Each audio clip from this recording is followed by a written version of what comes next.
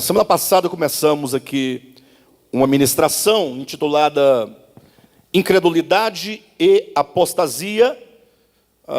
É um subtema, né, baseado numa série maior intitulada O Imunizante contra o Espírito do Anticristo. Os irmãos lembram disso, né? Hoje queremos dar continuidade, dar seguimento, como já avisei na mensagem anterior.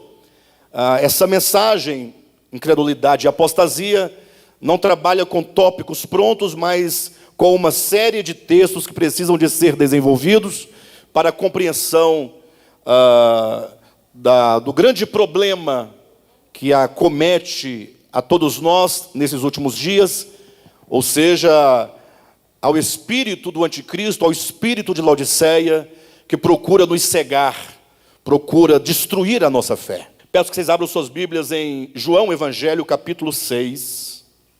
Vamos prosseguir de onde paramos na semana passada. Espero que vocês escutem essa ministração com o coração e com o entendimento. João capítulo 6, versículos 66 a 69. E nós temos crido e conhecido que tu és o Santo de Deus. Replicou-lhe Jesus: não vos escolhi eu. Desculpe-me, queridos. 66 a 69. Eu comecei do 69, né? Então vamos lá do 66. À vista disso, muitos dos seus discípulos o abandonaram e já não andavam com ele.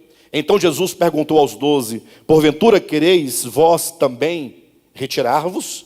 Respondeu-lhe Simão Pedro: Senhor, para quem iremos? Tu tens as palavras de vida eterna, e nós temos crido e conhecido que tu és o Santo de Deus. Semana passada começamos com este texto, João capítulo 6. E nós enfatizávamos aqui uma verdade central, que se compreendida e praticada, exercitada, teremos a certeza e a segurança de que experimentaremos uma redenção de fato e de verdade. Quando eu falo uma redenção de fato e de verdade, declaro sem nenhuma dificuldade de que implicitamente eu também estou fazendo referência a uma redenção dogmática que de nada serve e para nada aproveita. Que é o dogma, que você acredita numa redenção, mas essa redenção na qual você acredita seja incapaz de mudar o seu coração e a sua alma. De nada vale você acreditar na salvação ou acreditar no Jesus Cristo histórico, se porventura você não experimenta para dentro de você essa salvação. Essa é a grande questão do capítulo 6 de João, porque Jesus, ele ensina que não existe vida eterna, ou experiência de vida eterna, ou ressurreição, como vai acontecer aqui várias vezes nesse texto, sem que a pessoa que precisa de vida eterna, que precisa de redenção, que precisa de salvação, sem que essa pessoa se alimente do Filho de Deus. Por isso Jesus estabelece 3 níveis de compreensão, a começar a falar de si mesmo enquanto pão da vida, dizendo que quem come do pão da vida tem a vida eterna. Mas não era possível que as pessoas naquele momento, que ouviam Jesus, compreendessem essa metáfora. Ele queria dizer apenas que aquilo de que nós precisamos é do próprio Cristo enquanto vida dentro de nós. E que esse Cristo, como um pão, a semelhança de um pão, precisa ser recebido, digerido, assimilado, para que a essência do pão, para que aquilo que há de mais significativo no pão, falando do pão literal, para os irmãos entenderem, as calorias, né, os nutrientes, as vitaminas que ali estão, sejam assimiladas para o teu ser, para que possa então se tornar dentro de você vida. Quando alguém se alimenta de uma boa comida, obrigado, meu querido. Quando alguém se alimenta de uma boa comida, se alimenta bem. Quando eu falo se alimentar bem, não são comidas caras. Eu me refiro a comer feijão, alface, comer couve, né? Quando você se alimenta desses alimentos saudáveis, não é verdade que aquilo que há de substancial, essencial, vitaminas, sais minerais, nutrientes, calorias, elas entram para dentro do seu ser. passam por um processo de metabolização e se torna saúde. Aí você vai ter uma pele bonita, uns cabelos bonitos, né? Olhos brilhantes. Tudo isso em razão daquilo que você come. Jesus disse: eu sou o pão da vida.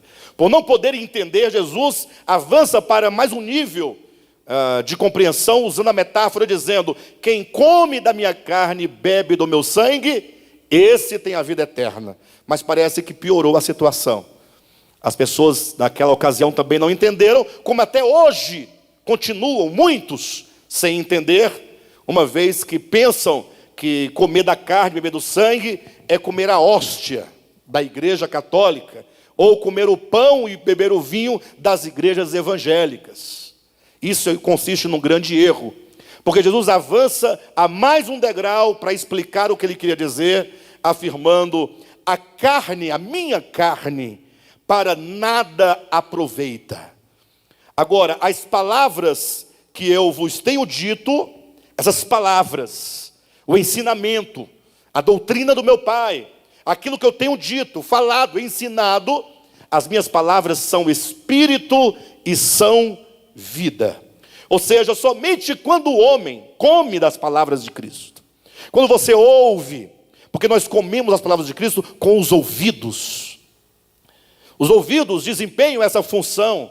Quando você vai ouvindo e você então vai saboreando as palavras de Jesus, e essas palavras vão sendo, portanto, comidas, vão sendo assimiladas, vão sendo processadas, e essas palavras de Cristo começam a fazer parte agora das suas faculdades, das faculdades da sua alma, da sua mente, da sua vontade, das suas emoções, da sua consciência, do seu coração, da sua alma, do seu espírito.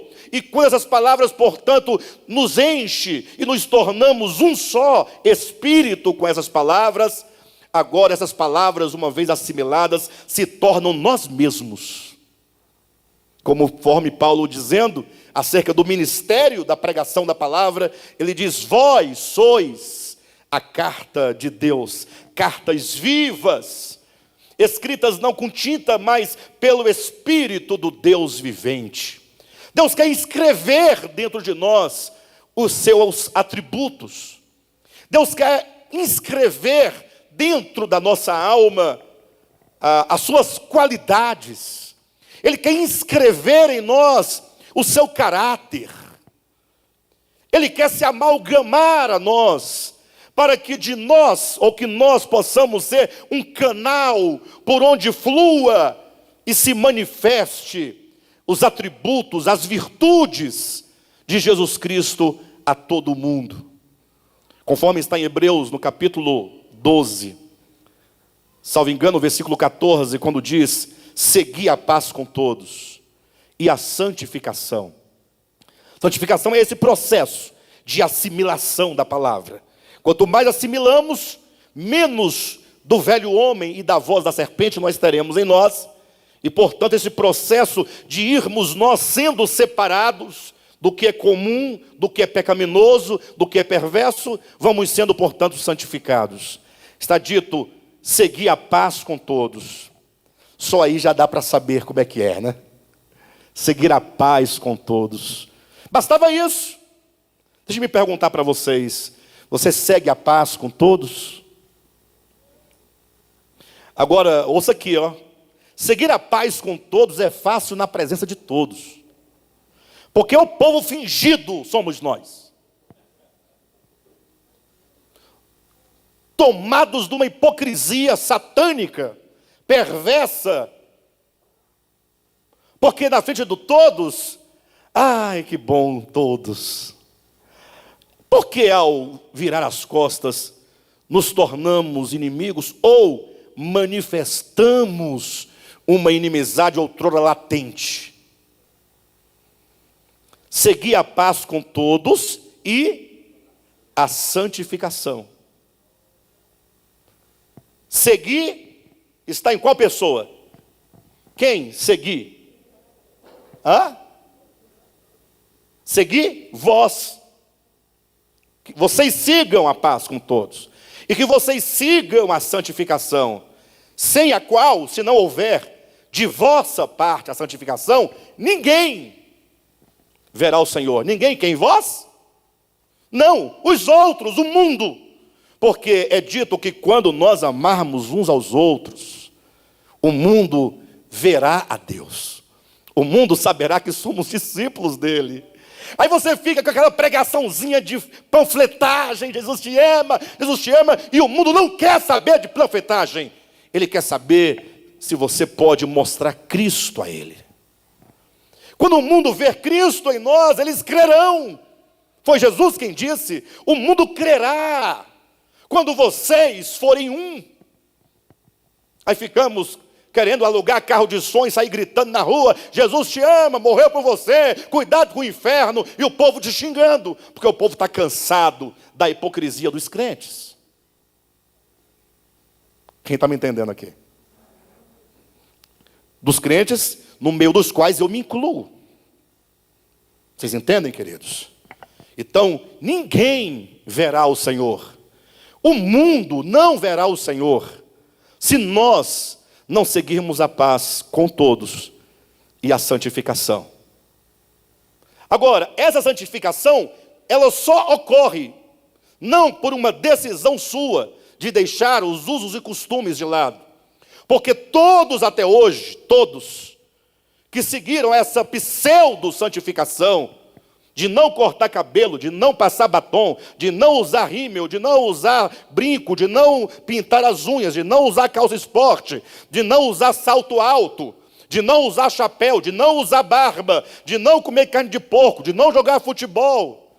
Todos que seguiram esse caminho, dessas práticas e doutrinas inventadas por homens, todos podem testificar que é mentira, não há santificação do coração quando se mudam as vestes. Por isso lá está no texto de Jeremias, quando assim é perguntado: pode, porventura, o etíope mudar a cor da sua pele? Ou pode, porventura, o leopardo mudar as manchas da sua pele? O que ele quer dizer esse texto? O problema do pecado é um problema orgânico. Está totalmente dentro do coração. Não é algo que seja meramente externo, que você resolva com uma capa religiosa. De todo modo, Jesus ensina, portanto, dizendo: é comendo, e somente comendo das minhas palavras é que haverá uma mudança interior. Neste momento, quero pontuar duas coisas que ficaram para trás na semana passada. A primeira é a que diz aqui no versículo 66. À vista disto, muitos discípulos o abandonaram e já não podiam andar com ele. Esse é o primeiro ponto. Vocês podem observar no versículo 60, voltando um pouquinho só na sua Bíblia, no mesmo capítulo é dito: muitos dos seus discípulos, tendo ouvido tais palavras, disseram: duro é esse discurso, quem o pode ouvir? Ora, olhem para mim, eu não me espantaria se porventura dissesse a Escritura que alguns pagãos que ali estivessem na redondeza voltassem para suas casas, deixassem de seguir a geografia, o caminho geográfico pelo qual Cristo seguia, porque esses pagãos, acharam um discurso duro de se ouvir. Seria natural que algum incrédulo, alguém que não se declara um seguidor de Cristo, abandonasse as multidões. Mas vocês não acham estranho quando é dito que muitos dos seus discípulos o abandonaram quando ouviram tais palavras? E se alguém perguntasse: por que vocês estão abandonando? Por que vocês estão voltando e deixando de seguir o Cristo de Deus? Eles poderiam responder dizendo: porque tais palavras são duras de serem recebidas.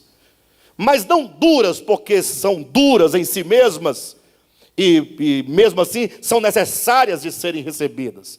Mas eles diriam que são palavras duras porque não eram palavras que se igualavam, ou não eram palavras que se pareciam com as palavras dos fariseus, dos escribas, dos líderes da religião judaica, que não se preocupava com o interior do homem e só pregava derramamento do sangue animal, desde que a pessoa levasse uma oferta de um carneiro, de um bezerro, levasse seu dízimo, eles asseguravam a salvação. Vem Jesus fala, não, nem mesmo a minha própria carne, que dirá, não a do animal, a minha própria, não serve para você comer, mas as minhas palavras, é o meu espírito, é o espírito de Cristo. Muitos acharam essas palavras de Cristo duras, e entenderam que eram palavras que não podiam ser aceitas, porque antes, melhor permanecer com o velho discurso. Esse discurso da serpente, que de tempo em tempo toma uma forma diferente, assume uma linguagem diferente, uma proposição diferente, se reveste de palavras diferentes, mas que o significado final é sempre o mesmo. E talvez se nós apertássemos ainda aqueles que voltavam e perguntássemos, mas isso não pode ser motivo para você voltar. E eles talvez dissessem, não, mas mais um motivo nós temos. Porque não bastam essas palavras serem tão estranhas aos ensinamentos que nós ouvimos desde sempre de Moisés, dos sacerdotes, dos escribas, dos fariseus, dos saduceus e de tantos líderes da religião. Há um problema, porque esse Cristo, e aí começa você tendo que justificar, porque ninguém comete em sã consciência um erro de abandonar a verdade de Cristo sem que se justifique primeiramente. E dissesse, não, mas bem que eu estava desconfiado desse Cristo, porque além de suas palavras serem tão diferentes das que nós ouvimos sempre no templo em Jerusalém, vejam que ele come com os pecadores. Poxa, todo dia com os pecadores, poxa, é sacanagem. Tudo bem, uma vez ou outra, né? Lá com uma prostituta, ou quem sabe com um publicano, com um samaritano, mas, puxa, toda vez. Sextou, está lá Jesus. Sextou. Está lá Jesus na casa de um publicano, numa grande ceia. E eles acusavam Jesus de comer com os pecadores. Engraçado. Chega a ser irônico, né? Mas o pior é que esse discurso nunca mudou, até hoje, continua com o mesmo discurso. Jesus comia com as prostitutas, com os publicanos, com os samaritanos, com todos aqueles que eram marginalizados. Aqueles de quem Jesus deu testemunho dizendo, estes são os doentes, e eu vim para os doentes, porque os sãos não precisam de médico. E alguém poderia falar, não, mas essa conversinha aí é só para tentar justificar, é só para tentar se auto-justificar. Olha para o núcleo do ministério de Cristo, 12 homens. 12. Tinha um que era covarde ao extremo, falador ao extremo, coragem nenhuma, tinha muita conversa fiada, chamava-se Cefas, ou Pedro, como você bem conhece. Pedro, vendo Jesus ser preso, e vendo Jesus receber todos aqueles golpes, por causa da sua covardia, ele decidiu dizer alto e bom som, com palavras inclusive de injúria contra o próprio Senhor, dizendo que não o conhecia. Esse era um do núcleo da igreja de Jesus. Tinha outro que era Mateus, cobrador de impostos. Para quem sabe, um cobrador de imposto, um publicano, era alguém repudiado pela religião judaica, por traição à sua pátria, e por extorquir dos seus próprios irmãos a favor dos seus inimigos, os romanos. Imagine que havia um outro lá no meio, haviam dois, que de tão brabos que eles eram, nervosos, estupim-curto, valentes, ignorantes, violentos, deram-lhes o nome de os filhos do trovão. Imaginou? Tem algum filho do trovão aqui? Deixa eu ver. Nenhum. 1, 2, 3, 4 filhos do trovão. 5. Está aumentando. 6. Você vai 7. 8. Aí então, tinha também um outro lá chamado Judas. Esse era o mais santinho, aparentemente falando. Era aquele que dizia assim: não, mas para que você vai derramar bálsamo nos pés de Jesus? Por que você não dá esse perfume caríssimo aos pobres? Por que ele falou isso? Porque ele sabia que se fosse dar aos pobres, viria primeiro para a tesouraria, né, para o centro de distribuição, para o centro logístico do ministério de Jesus. E entrando aquela grana toda, um perfume que custava 300 denários, puxa vida, é quase um ano de trabalho. Diz a Escritura que Judas era ladrão.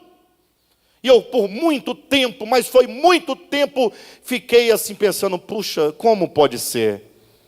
Jesus sabia que ele era ladrão. O que vocês acham? Olhem para mim, todo mundo aqui, em nome de Jesus. Você que está em casa, olhe, mas olhe direito. Não desvia o olhar, não.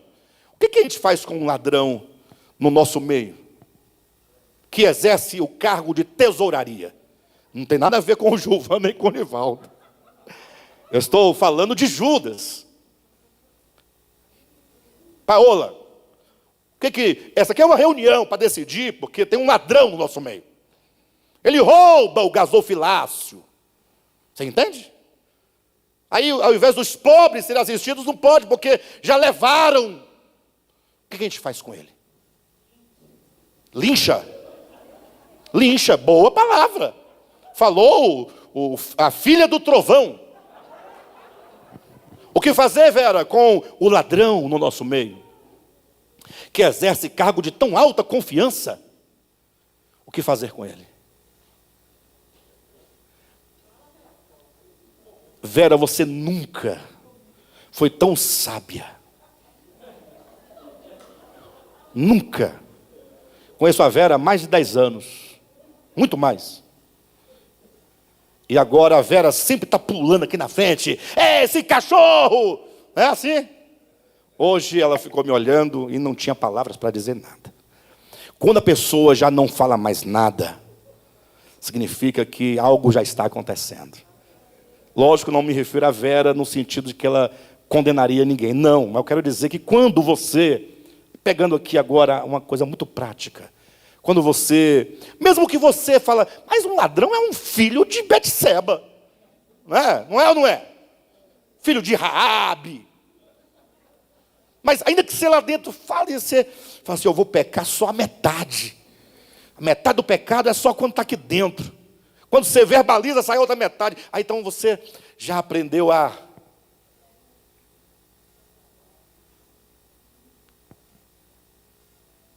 Entendeu? Sabia que nós já tivemos um ladrão no nosso meio? Sabiam? Que por mais de ano roubou de panela gasofilácio? Quando descobriram, tinha um filho do trovão que falou assim: vou buscar o camburão. E eu falei: de que espírito sois? De que espírito sois? O que nós vamos fazer com o evangelho que nós pregamos, se na oportunidade, na melhor oportunidade da nossa vida, de amar e se derramar como graça e misericórdia sobre o miserável, nós chamamos a polícia? Não faria, eu disse, nenhum sentido se chamarmos a polícia, ao invés de perdoarmos de coração. Não faz sentido continuar com as portas deste local abertas. Pode fechar. Melhor colocar um bar. Não, você mais forte, como dizia Lutero. Melhor nós tirarmos essas cadeiras daqui e fazermos deste local uma casa da luz vermelha, uma casa de prostituição, um prostíbulo. Forte, né? Lutero disse tais palavras, se referindo aos templos no seu tempo, dizendo que maior pecado cometia um pastor, um bispo, um padre, quando enganava e mentia para as almas, do que aquele que se prostituía no prostíbulo. E ele diz: calma que eu explico, aquele lá, ele só vai violar o corpo, o daqui viola a alma. E entre a alma e o corpo, disse Jesus, não temeis o que mata o corpo e não pode matar a alma é mais importante que o corpo, e quem viola, portanto, almas, comete maior pecado do que o que viola o corpo. Vocês entendem? O que fazer com o Judas? Era da igreja de Jesus. Sabe o que fazer? Jesus nos ensinou. Ele falou: tira suas vestes de cima, cinge os teus lombos com uma toalha e lava os seus pés. Sirva a esse irmão. Ame a esse irmão. Perdoe a esse irmão. E havia um tanto de outros ali no meio do ministério de Cristo. Imediatamente, Tomé, que só acreditava com os olhos, era incapaz de crer no coração. Alguém pode falar: não, pastor, mas isso aí é o seguinte, isso aí é antes da conversão. Não, isso foi durante os 3 anos de ministério de Cristo. Para quem nunca parou para pensar nisso, os apóstolos do Cordeiro só se converteram no dia de Pentecostes, quando a palavra Espírito entrou como fogo nas suas consciências, e lhe despertaram a alma naquele Pentecostes para uma nova experiência. Até então, todos nem mesmo entendiam nada acerca do que o próprio Cristo dizia.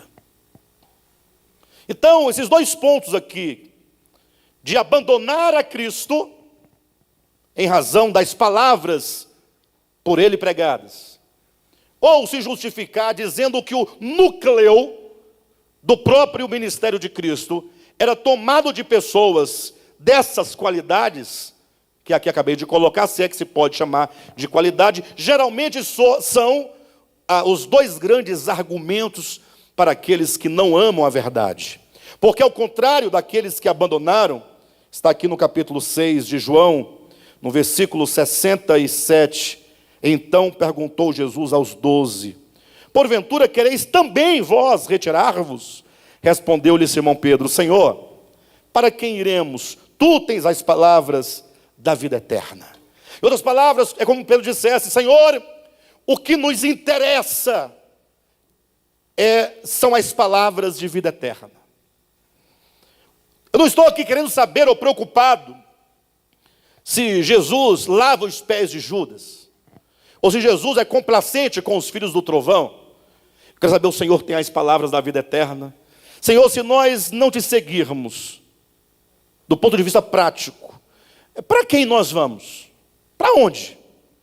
Ouvir o quê? Se alimentar de quê? Olhem para Jesus. Olhem para o Cristo de Deus. De todos ali no seu tempo, enquanto ele estava encarnado, o único que não tinha pecado era Jesus.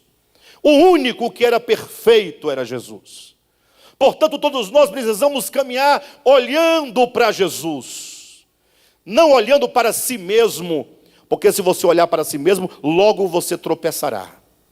Se olhar para o lado, logo você tropeçará. De modo então que Pedro deixa aqui essas palavras no sentido de que é preciso seguir as palavras da vida eterna. Este é um grande problema. Por que, pastor, grande problema? Entendam, fazendo eu menção aos discípulos de Jesus, apontei várias eivas de caráter que eles tinham, vários defeitos de caráter e problemas de caráter que eles tinham, todos dentro de um processo. Todos dentro de um processo. Entenda definitivamente, você está dentro de um processo. Ou você está avançando para a vida eterna, ou você está caminhando, cada dia crendo um pouco, cada dia assimilando mais um pouco, sendo um pouco mais transformado, compreendendo um pouco mais, permitindo que a luz ilumine um pouco mais no interior do seu coração? Ou você está estagnado, fossilizado, prostrado, sentado à beira do caminho, cego como Bartimeu, coberto com uma capa religiosa, pedindo esmolas? É a condição de muitos, mas são muitos. Ou talvez você tenha inclusive retrocedido. Alguém pode perguntar: está vendo, pastor? É neste ponto que eu te questiono. Você parece que ensina que é possível que se perca a salvação. E eu definitivamente quero pedir para vocês: nunca mais me pergunte se o crente perde ou ganha a salvação. Vocês são capazes de nunca mais me perguntar isso? Mas nem ganhar nem perder, não me pergunte. Salvação não é um objeto. Salvação é o próprio Cristo. É a luz do mundo. É a luz que está dentro do teu espírito, que vai te iluminando. E na medida que essa luz te ilumina, que te esclarece, que te leva ao conhecimento da verdade, você vai experimentando a libertação daquilo que dentro de você te amarra. Não há salvação porque você entrou numa piscina com água, ou num rio, nem que seja o Jordão. Não há salvação. Pedro diz na sua segunda epístola que o batismo em água não significa a remoção das imundícias da carne. Não. Ele diz, é apenas um testemunho para o alívio da sua própria consciência. Mas salvação é algo que está dentro. O problema é que as pessoas estão sempre tendenciosas a colocar tudo que é divino fora do homem. Onde é que Deus mora? Com certeza não é no nosso sistema solar, com certeza. Não é nem em Mercúrio, nem em Vênus, nem na Terra, nem em Marte, nem em Júpiter, e pronto, não é. Muito menos, não deve ser na nossa Via Láctea, né? Porque essa nossa galáxia aqui não dá. Deve estar onde, pastor José? Me fala aí, onde? Um lugar bem distante. Aí eles ficam com as mãos erguidas na direção da galáxia, gritando para ver se Deus ouve. E depois ficam olhando para ver se Ele vem. E nada acontece. O reino de Deus está dentro de vós. Dentro de vós. É aí onde Ele se encontra. É daí que Ele se manifesta.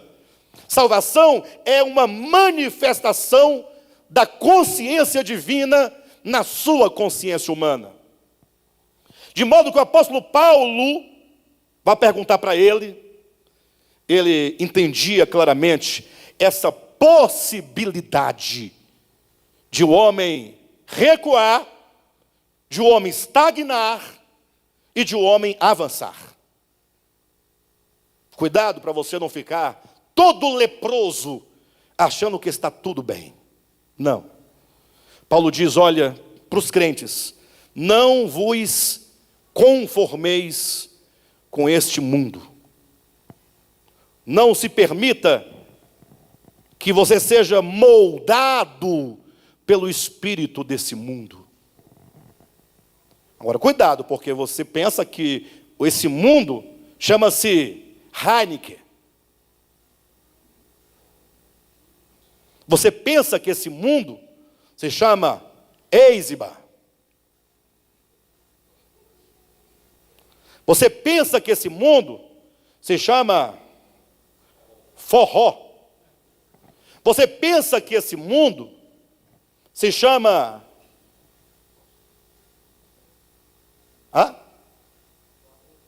Flamengo. Não, isso aí você vai me desculpar, mas eu vou ter que concordar com eles. Brincadeira, queridos, brincadeira. Vocês pensam que este mundo se chama samba? Roberto Carlos, Zé Ramalho. E não sabe que o espírito desse mundo tem 3 características que pulsam dentro de você. A concupiscência da carne, a concupiscência dos olhos, e esta que ninguém escapa, a soberba da vida. Isso é o mundo. Está lá em 1 João capítulo 2. Quer saber o que é o mundo? É a soberba da vida. É a concupiscência da carne. É a concupiscência dos olhos. Então veja, entendam definitivamente. Quando Paulo fala, não vos conformeis, não vos amoldeis a este mundo, ao espírito deste mundo, ao espírito luciférico, ao espírito de ganância, ao espírito de facção, ao espírito de inveja. Saiba, tudo que divide, tudo que separa, tudo que gera intriga, fofoca, é mundo, é perverso, é mau. Quando ele diz à igreja, portanto, não vos amoldeis a esse século, o que ele está dizendo? Quem sabe? Ué. O que ele quer dizer? Não vos amoldeis a esse século. O que ele quer dizer? Aqui nós poderíamos tirar pelo menos 10 conclusões disso. Eu quero só uma. O que está implícito aqui? Quer ver? Vocês vão entender já já essa coisa muito lógica e clara. Certo? Vera, vou te dar aqui, não um conselho, vou te dar uma ordem. Perfeito? Não traga para nós aqui, nunca nessa igreja, em nome de Jesus, pedras de Marte, de Júpiter, de Saturno, de Plutão, então nem pensar. Não traga. Vocês entenderam o que eu falei? Quem entendeu? O que eu disse? Eu disse o quê? Eu disse uma loucura. Porque não é possível que a Vera traga a nós pedras de Plutão. Concorda, Josué? Sim ou não, pessoal? Então eu estou dizendo uma coisa impossível. Voltemos ao texto de Paulo. Não vos amoldeis a esse século. O que ele está dizendo? É possível que o crente tenha o seu coração moldado ao espírito de Satanás, de Lúcifer, caído, ao espírito deste mundo, ao espírito de Babilônia. Não adianta ficar discutindo e pregando que essa minha assertiva ou esse postulado é mentira. Você sabe que eu estou falando a verdade.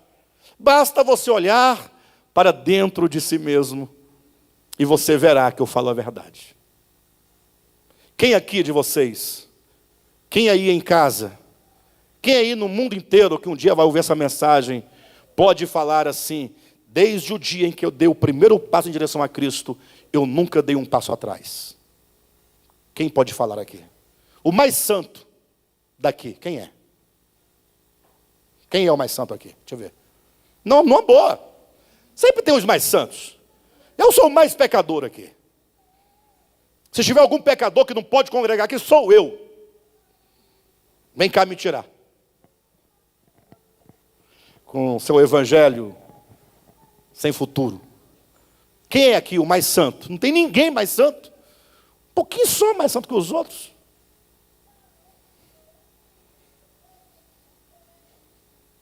Rosirene não é mais santa, não. Já foi muito, né?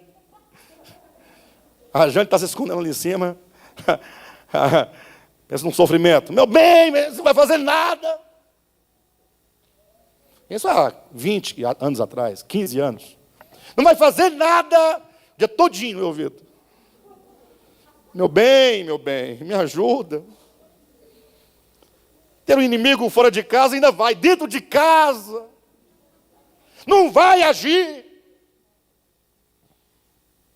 Silvia também está por aí. Esse povo mais velho do ministério. Era tudo assim, turrão. Aí quando Deus foi tirando as máscaras de um, de outro, foi caindo, todo mundo foi virando pecador. todo mundo descobriu, puxa, nós somos tudo pecadores. Aí foi mudando, foi melhorando. Eu fui um deles também. Eu tinha uma justiça própria extraordinariamente má, lógico. Justiça própria no sentido de você achar que você não faz nada errado. Você fala assim, quem é que me acusa aqui de quê? E ninguém tinha nada para falar. Pagava água, luz, tudo direitinho, casado, tudo certo, nada, tudo certo. Um dia Jesus mandou um anjo, me deu uma banda tão grande. Pensa numa banda, caí esbagaçado. E o meu tombo foi tão grande, que atingiu todas as esferas da minha vida, psíquica, espiritual e material. Tudo. Chegou um ponto que eu falei, Deus, sei lá se você está me ouvindo. É bem provável que não, porque ou é surdo ou não existe. Uma angústia aqui dentro, uma angústia. As pessoas ouvem eu falar isso e falam assim, você é um blasfemo, estou te falando aí, vai pelo barbudo. É porque você nunca teve uma experiência de saber quem você é e de quem Deus é. Tem que ter essa experiência. Todo mundo um dia tem que cair do cavalo, para usar um termo aqui apócrifo, o cavalo. Não a queda de Saulo de Tarso. Vocês entendem? Enquanto você não cair prostrado e descobrir que você não é absolutamente nada positivo, mas é tudo negativo, então você não tem como avançar. Mas o fato é, nós temos uma capacidade plástica de sermos conformados a este mundo, ou, como diz Paulo em Romanos capítulo 12, versículo 2, quando ele fala, mas transformai-vos pela renovação da vossa mente. Puxa vida, eu pergunto aqui a todos vocês, onde essa voz puder chegar, por que diante de um texto tão claro, se questiona tanto quando nós avançamos para uma compreensão mais clara, para um procedimento mais correto, no sentido de nós sermos transformados pela renovação do entendimento? Por que essa briga? O irmão está sendo transformado pela renovação da mente. Como se fosse negativo, Vera. Está lá o fóssil de 1.500 anos, dizendo, está vendo lá? Eles estão sendo transformados pela renovação do entendimento. Acusando a gente. Tem lá um fóssil de 500 anos. Vocês entendem 500 anos, né? Josué é terrível. Josué entende tudo. Estão sendo transformados pela renovação do entendimento. Para de debater teologia e dogma e comece a prestar atenção se você está retrocedendo ao espírito desse século, sendo com ele conformado, se você está fossilizado ou se você está avançando. Eu quero dizer com isso que, no que tange a nossa experiência de fé, é possível que ela cresça, se estagne ou retroceda. Abra sua Bíblia em João capítulo 8, versículo 30. 2 folhinhas à frente. Quando Pedro diz, para onde iremos? Somente tu tens as palavras de vida eterna. Vejo nessas palavras também uma ideia de perseverança. Ou não? Jesus fala, e aí? Vocês vão querer voltar? Porque as multidões voltaram. E vocês também vão querer voltar? É a pergunta. Pedro dá um passo à frente, num momento de iluminação. Ele diz, Senhor, mas até que seria bom, né? Porque é muito desconfortável. Esse ministério é desconfortável, porque não tem um apoio da religião prevalecente, estabelecida e instituída, né, Senhor? E também o Senhor também fala umas palavras também que não precisa, Jesus.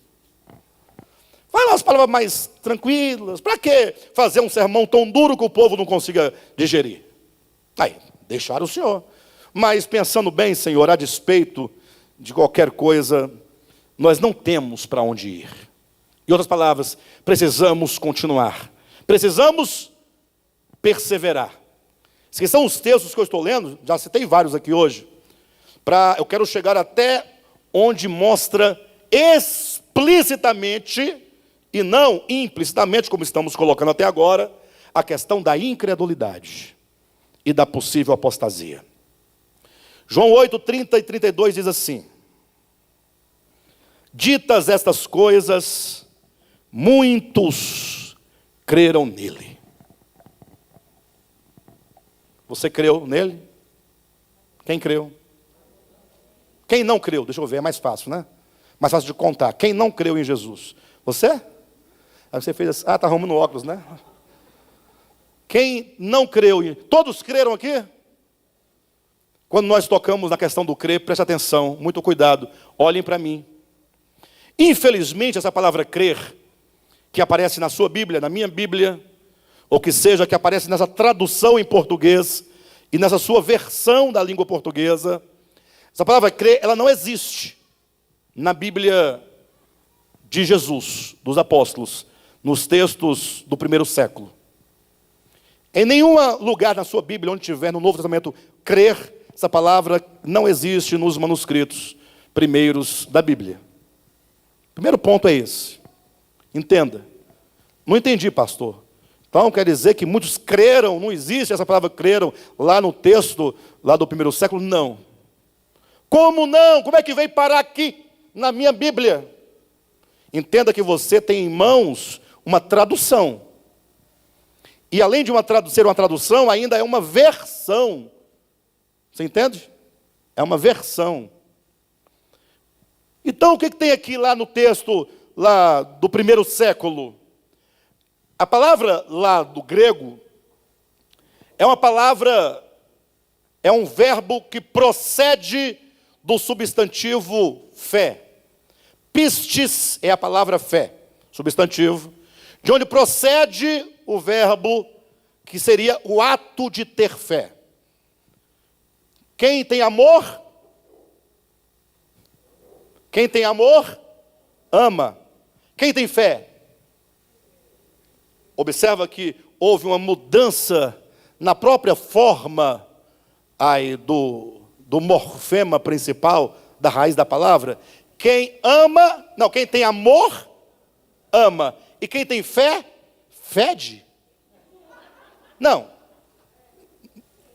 Só para os irmãos entenderem quem tem amor, ama. E quem tem fé? No grego tem um verbo próprio. Quando Jerônimo foi traduzir a Escritura para o latim, que é a primeira tradução da Bíblia para a língua vulgar do povo romano, ele se deparou com esse problema. Ele percebeu que no latim tinha lá para a palavra fé, tinha a palavra fides, que é o substantivo fé, mas não tinha o verbo correspondente. No latim, quem tem fides, não tinha a palavra, não tinha o verbo, você entende? Quem entendeu aqui? Aí ele falou, e agora, como é que eu vou traduzir? Aí, como um bom tradutor, vou buscar uma outra palavra que se aproxime na ideia. Aí trouxe credere. Quem tem fé, crê. Entenderam? Aí, do latim para o português, quem tem fé, crê. Fides, credere. Pistis, pistiu, lá do grego. Perfeito? Então, essa palavra crer, para aqui no português para nós, é uma palavra muito vaga. Inclusive, não raras vezes você usa a palavra crer para uma incerteza. Querem ver uma coisa? Pessoal, é o seguinte, olha, eu creio que essa pandemia deve acabar até no mês de agosto. Eu falei alguma coisa errada aqui nas palavras? Eu creio, mas significa que é verdade? Significa que eu tenho certeza? Quando eu falo, eu creio que amanhã vai chover, você tem certeza? Você não está usando essa palavra crer com uma certa dúvida, incerteza? Sim ou não, pessoal? Então, a palavra crer no português é uma palavra vaga, que não traduz a certeza, a convicção, a relação. A palavra fé ela vem de uma raiz, ou melhor, a sua raiz traduz a ideia de fidelidade. Portanto, deveria ser dito que aqueles que exercem fidelidade para com o Cristo de Deus, para você falar uma coisa segura. Perfeito? O problema é que quando alguém diz, eu tenho fé, não é algo subjetivo ou não é subjetivo?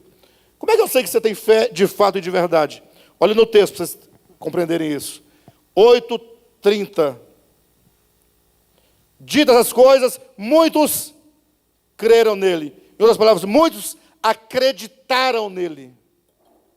Muitos, Senhor, eu estou contigo, o Senhor é o Rei dos Reis, Senhor dos Senhores, vamos juntos até o final. Agora deu certo, todo mundo crentão, né? Olha só o que Jesus fala para esse povo, presta atenção. Versículo 31. Disse, pois, Jesus aos judeus que haviam crido nele. Vejam, que haviam crido. Se vós, disse Jesus, permanecerdes na minha palavra, sois verdadeiramente meus discípulos. Qual que é o ensinamento, qual que é o princípio? Jesus agora se volta, atenção, para um grupo de pessoas que haviam crido nele. Agora pensem comigo em nome de Jesus e raciocine. Jesus, ele tem o dom, ele tinha a vidência, ele tinha a clareza, ele tinha o conhecimento ou não dos corações das pessoas? Sim ou não? Ele tinha. Ele lê o coração, lê o entendimento, lê até os pensamentos ocultos no coração, não vai saber se a pessoa crê ou não crê de fato. Aí eu pergunto, mas Jesus era calvinista ou era arminiano? Se ele fosse calvinista, ele diria, vocês, calvinista. Não, se fosse calvinista, ele fala assim, ó, fiquem tranquilos que quem está predestinado vai. Quem não vai, não vai. Se fosse arminiano, cuidado com o inferno, está aí. Se livra dele ou não. Como Jesus não tem compromisso com esses dogmas, esses ensinamentos que os homens vão criando, ele fala simplesmente apelando para o coração, sobre a necessidade de você ouvir a palavra, compreender a palavra, se apegar à palavra e permitir que ela faça habitação eterna no seu coração. Entenderam? Ah, pastor, então, vamos lá. Então o senhor não acredita na predestinação? Por que você diz que se for predestinado está certo, se não for não está certo? Olhem para mim, em nome de Jesus. Eu preguei na minha vida inteira sobre a predestinação. Continuo acreditando nesse ensinamento apostólico, que se encontra sobretudo no livro de Romanos, capítulos 9, 10 e 11. Entretanto, chega uma hora que você precisa ter um reconhecimento de uma coisa. Atenção. Chega uma hora que você tem que entender que a predestinação é algo que está no coração de Deus. Não é algo que você se assenhora e pega como quem pega com as mãos para deter o conhecimento. Cuidado com a sua arrogância quando o assunto for soberania divina, eleição e predestinação. Porque o próprio Paulo, depois que falou tudo o que ele disse, ele se ajoelhou prostrado dizendo, ó profundidade da riqueza. Falando acerca do que acabaram de dizer. Ó profundidade da riqueza, tanto do conhecimento, como da sabedoria de Deus. Quão inescrutáveis são os seus juízos. Ou seja, não está para o homem se apropriar de um ensinamento, torná-lo uma doutrina, um dogma, e simplesmente agora ficar vivendo de qualquer maneira fiado num dogma. O que eu quero dizer é, Deus é soberano, Deus elege, Ele predestina, mas essas verdades estão para Deus.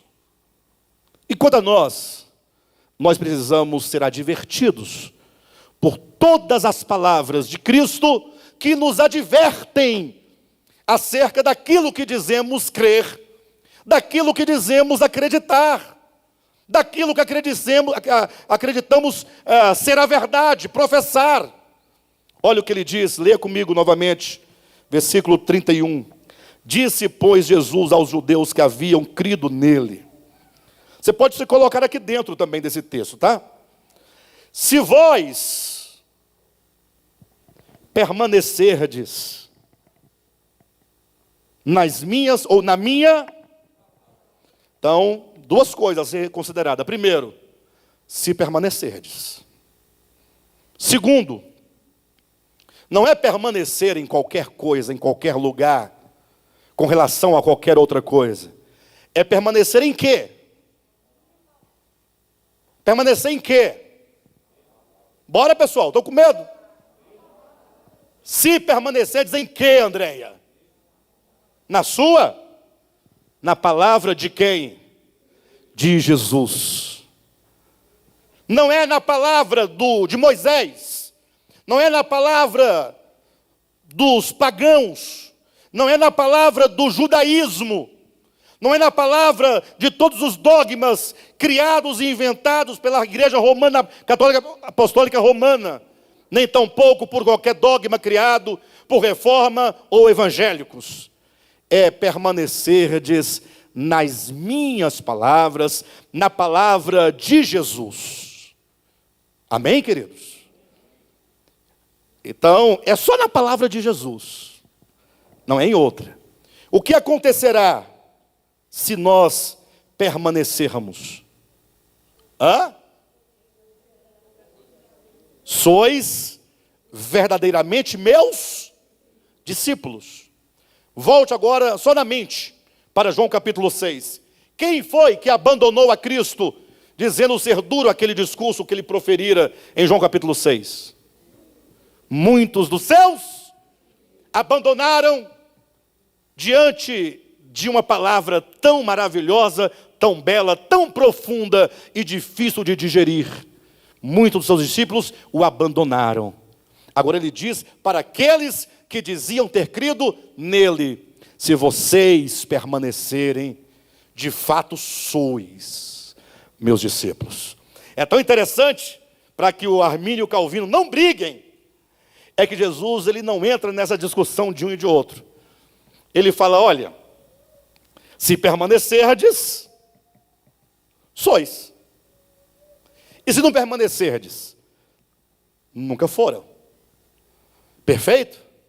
O que significa que há uma necessidade tremenda de nós avaliarmos o nosso coração e nos perguntarmos e nos questionarmos que tipo de compromisso e de comprometimento que nós temos com o Evangelho de Jesus Cristo. Porque nós somos tão arrogantes que nós, em nome de uma professa santidade, de um professo comportamento, ou um pseudo comportamento, de acordo com a Escritura, e em nome dessa falsa santificação, dessa falsa justiça, nós simplesmente falamos contrário às palavras do próprio Jesus. E eu falei aqui, salvo engano, não sei se foi no Querigma, ou foi na quarta-feira, ou foi no domingo também, não me recordo bem, mas se você quiser aferir se você está no caminho certo, se você fala corretamente, se você anda corretamente, se você procede corretamente, a maneira simples é você sempre perguntar antes de proceder, antes de falar. Cristo ensinou isso. Cristo falou isso. Cristo procedeu dessa maneira? Se a resposta for não, então você deixe de lado qualquer palavra, qualquer pensamento, qualquer procedimento que não esteja em harmonia com o ensinamento de Cristo. E então, vamos ao terceiro ponto. Se vós permanecerdes na minha palavra, sois verdadeiramente meus discípulos. Ponto, vírgula. E. O que vai acontecer? Vamos lá, todo mundo? Não, desculpe-me. Vamos colocar aí na ordem, né? se vós permanecerdes na minha palavra. Esse é o primeiro ponto. Guardem isso no coração, meditem na semana. 2, sois verdadeiramente meus discípulos. E agora? O que vai acontecer depois disso? Digamos que nós perseveremos na palavra de Cristo, ok? E aí? Então nós somos o quê? De fato, discípulos verdadeiros de Cristo. E agora o que vai acontecer?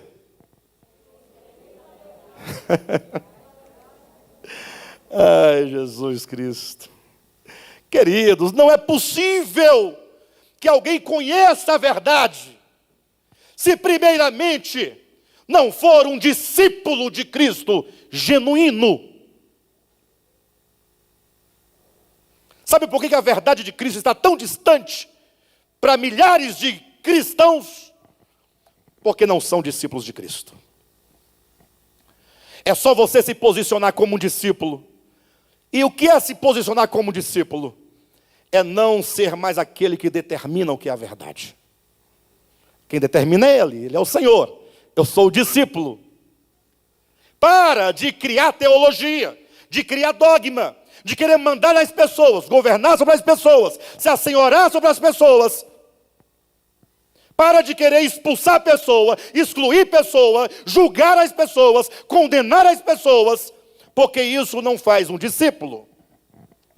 Um discípulo genuíno só é discípulo porque creu de fato nas palavras do Cristo. Quem crer de fato nas palavras do Cristo, persevera, continua nas palavras. E por isso ele é um verdadeiro, e porque ele é um verdadeiro discípulo, portanto, ele está com o coração aberto para que a verdade seja a ele revelada. E conhecereis a verdade, significa a verdade será revelada ao teu coração. E a verdade só é revelada aos corações que se abrem para o Senhor, daqueles que no coração falam: Senhor, eu quero ser apenas um discípulo do Senhor, porque o Senhor tem as palavras de vida eterna. Portanto, aquele que de fato recebe as palavras de Cristo, aquele que de fato é um discípulo, ele está agora sintonizado para que a luz do Logos eterno, que habita o seu espírito, ilumine a sua consciência, e ele então vai conhecendo a verdade. E na medida em que ele conhece a verdade, o que acontece? Ele vai sendo liberto. Vocês conseguem perceber todo o roteiro de uma vida cristã adequada? Todo mundo quer a libertação, mas não querem receber as palavras de Cristo. Não querem permanecer nas palavras de Cristo. Não querem ser discípulo de Cristo genuinamente. E ainda acham que são os detentores do conhecimento da verdade. E conhecereis é toda uma consequência daquilo que foi dito anteriormente. E conhecereis a verdade, e a verdade vos libertará. Amém? Hoje avançamos bastante, né? Mas não concluímos a nossa mensagem. Tá bom? Nós continuamos parte 3 na próxima semana.